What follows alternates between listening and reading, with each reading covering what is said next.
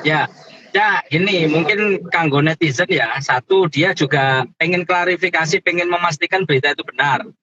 Carane orang, carane masyarakat ini biar tahu, oh ini loh yang anu ini bukan informasi yang pasti gitu.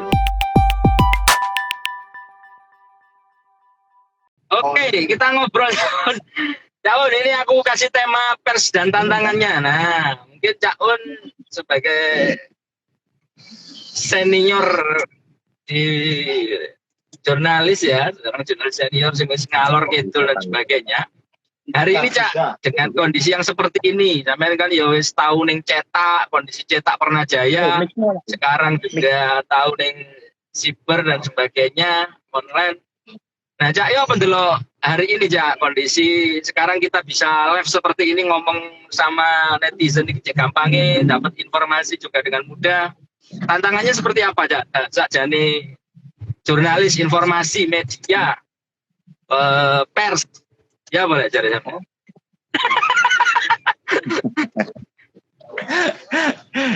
Hari ini, tahun-tahun ini pers menjadi sangat yang luar biasa. Jadi banyak sebenarnya kita didukung banyak kemudahan dengan apa? Sebentar. Apa? Tes nyambung ya? Nyambung. Enak tambahan. Cocok.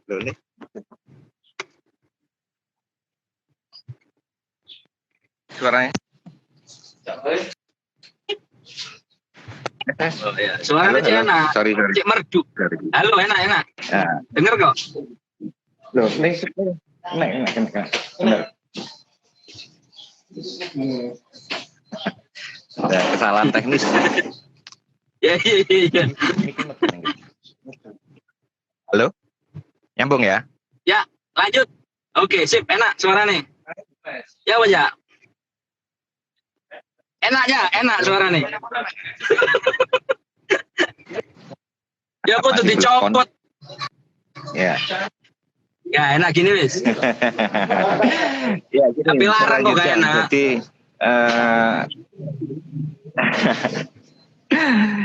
ini apa ya,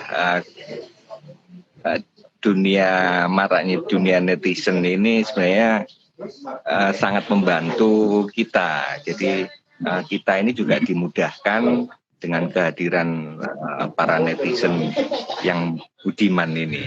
Jadi kita juga dapat dengan mudah mendapatkan informasi hanya dalam hitungan menit, hitungan detik.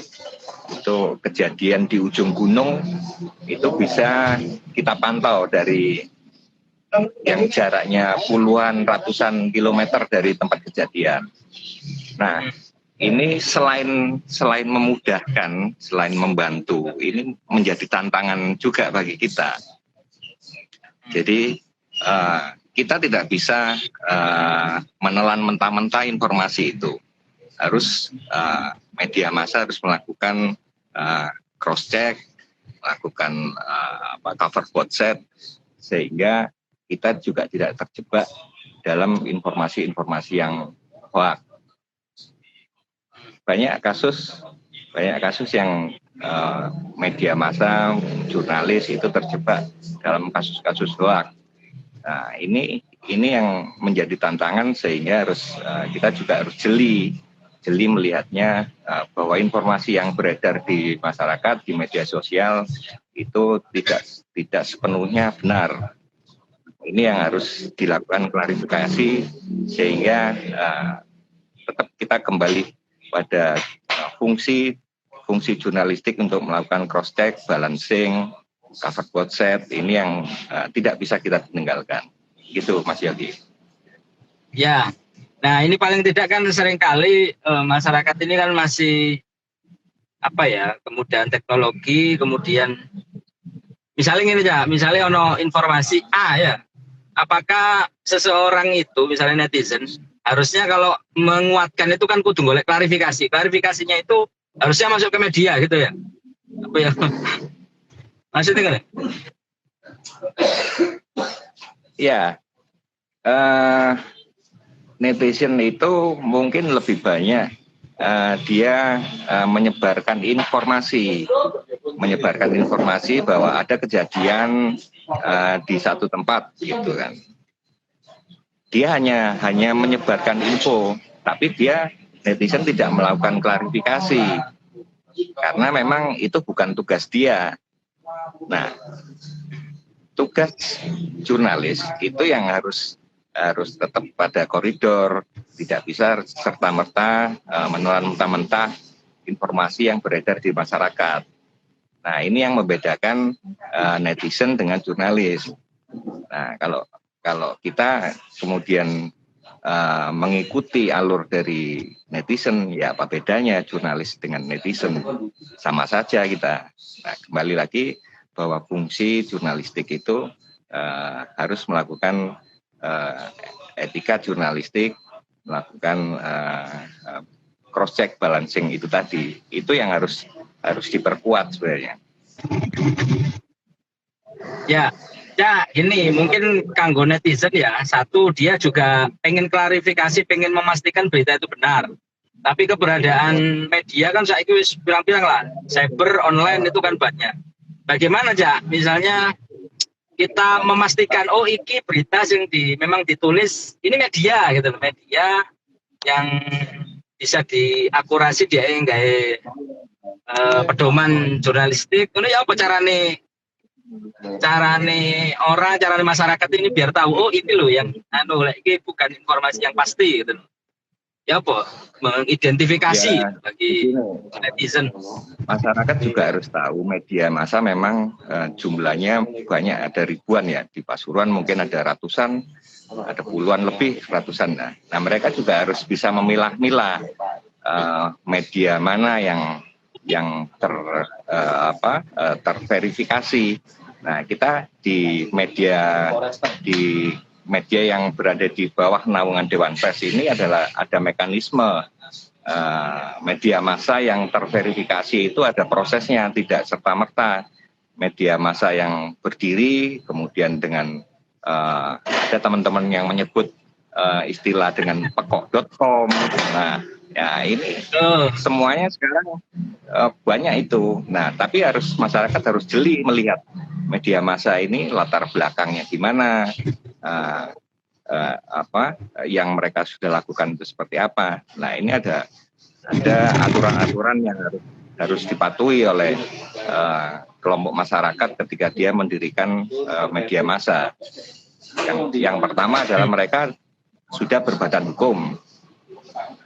Berbadan hukum ini tidak semata-mata didaftarkan di notariat, di Kementerian Hukum dan HAM, tidak hanya itu, tapi juga harus ada verifikasi dari Dewan Pers. Nah, verifikasi ini bermacam-macam.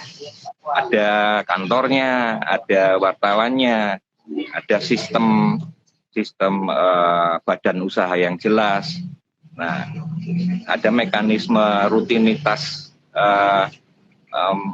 membuat berita. Nah, ini tidak bisa ditinggalkan begitu saja. Nah, ini harus urutan ini harus dipenuhi oleh media massa, sehingga ketika dilakukan verifikasi oleh badan yang berwenang untuk melakukan verifikasi media massa ini, ya kita harus mengikuti aturan dari Dewan Pers itu. Nah, antara lain adalah saat ini yang ukuran yang paling ukuran standarnya adalah media massa yang terverifikasi oleh Dewan Pers. Itu saja sebenarnya yang jadi patokan. Kalau media yang memiliki badan hukum kemudian belum terverifikasi, nah ini juga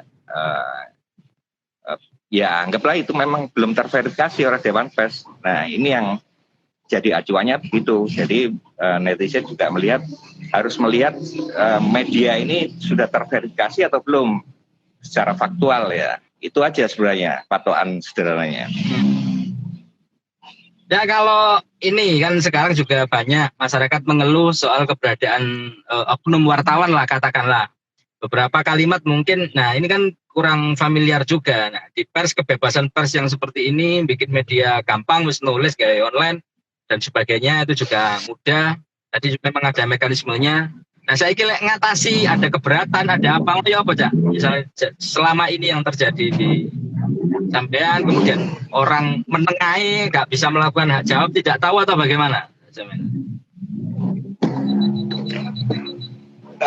Diulang. Kira-kira untuk keberatan, untuk penulisan, orang jadi takut sama wartawan, itu masalahnya apa ya? Mekanismenya tetap, jadi jika masyarakat merasa keberatan atau anggaplah itu terdolimi oleh media massa, ada cara-cara prosedural yang harus dilakukan. Yang pertama adalah klarifikasi dulu dengan media massa itu. Nah, kemudian masyarakat juga berhak untuk meminta hak jawab atas pemberitaan yang dianggap tidak berimbang. Nah, hak jawab itu seperti apa ya? Hak jawab seperti apa? Modelnya kayak apa? Ini biasanya kan? Ya, modelnya itu ya masyarakat yang pertama tadi melakukan klarifikasi kepada media atau wartawan yang bersangkutan. Apa maksudnya ini? Kalau klarifikasi ini kan kalau dianggap ini tidak seimbang, ya dia berhak untuk meminta hak jawab atas klarifikasi pemberitaan itu. Nah, klarifikasi hak jawab ini harus menjadi kewajiban media massa untuk memuat kembali seperti pemberitaan sebelumnya.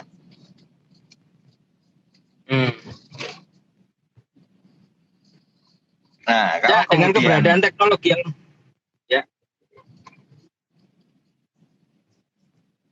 nasib pers sendiri ya, dengan keberadaan teknologi ini, optimisme sampean sebagai jurnalis itu ya Pak, dengan banyaknya informasi, arus digitalisasi, bagaimana eksistensinya? Apakah media akan berkembang seperti dulu ketika dicetak, bergeser ke online elektronik dan sebagainya, apa bagaimana platform dan sebagainya? Masa depan lah. Ya, kalau ngomong optimisme di masa depan, ya kita harus optimis bahwa media massa ini tetap menjadi referensi bagi masyarakat untuk mendapatkan informasi yang valid. Nah, kembali pada tantangannya bahwa media massa tidak bisa menjadi media yang begitu saja. Mereka juga harus mengikuti perkembangan zaman, harus berelaborasi dengan media sosial seperti yang Mas Yogi lakukan saat ini. Ya, ini juga salah satu bagian bahwa media massa ini juga mengikuti alur dari perkembangan informasi. Nah, informasi ini bisa media sosial melalui Facebook, YouTube. Nah, kita juga harus berada di dalam situ. Nah, jangan sampai media sosial ini menggerus keberadaan media massa. Ini yang menjadi tantangannya, makanya kita harus menjadi kreatif. Sekarang banyak teman-teman yang kesehariannya menulis itu sudah menjadi seolah-olah menjadi reporter TV. Nah, mereka sudah berada di depan kamera untuk menyampaikan perkembangan secara live. Nah, ini adalah salah satu bentuk inovasi yang harus mau tidak mau harus diikuti oleh media massa.